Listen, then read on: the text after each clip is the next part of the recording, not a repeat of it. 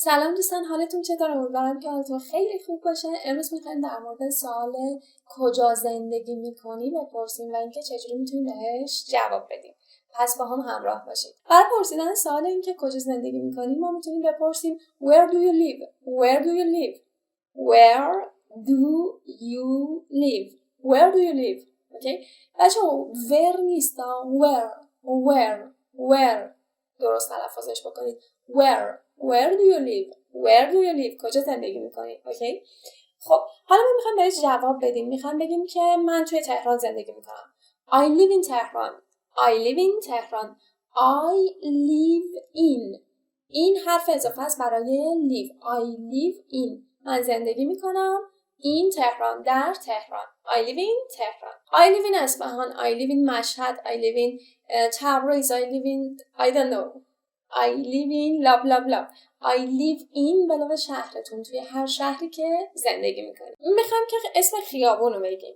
میگیم که I live in فاطمی. I live in فاطمی. من توی خیابون فاطمی زندگی میکنم. I live in فاطمی. بگیم که توی خیابون کارگر زندگی میکنم نزدیک سینما.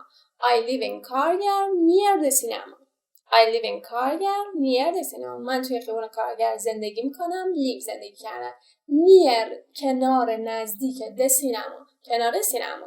near the movie theater کنار تئاتر. near the library نزدیک کتابخونه. near the bus station نزدیک ایستگاه اتوبوس. bus station means ایستگاه اتوبوس. یه وقتی از کسی میپرسیم که کجا زندگی میکنی، بعد میپرسه که فلان خیابون رو میشناسی؟ اینو چجوری بگیم؟ میخوام بگیم که مرزداران رو میشناسی؟ Do you know مرزداران؟ Do you know میشناسی مرزداران هم که یعنی مرزداران. Do you know مرزداران رو میشناسی؟ خب حالا یکی از ما سوال پرسیده که کجا زندگی میکنی؟ ما جواب دادیم. میخوام ببینیم که اون کجا زندگی میکنه. اینو چجوری بپرسیم؟ How about you؟ در مورد تو چطور؟ How یعنی چطور. About یعنی در مورد. You یعنی تو. How about you؟ در مورد تو چطور؟ یا میتونیم بپرسیم Where do you live؟ Where do you live؟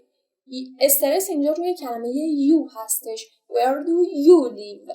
Where do you live؟ تو کجا زندگی میکنی؟ اوکی؟ خب حالا نوبت شماست. زیر همین پست برای من بنویسین که کجا زندگی میکنید. باید با I live in بسازید. I live in plus your city. من زندگی میکنم بدون شهری که توش زندگی میکنید.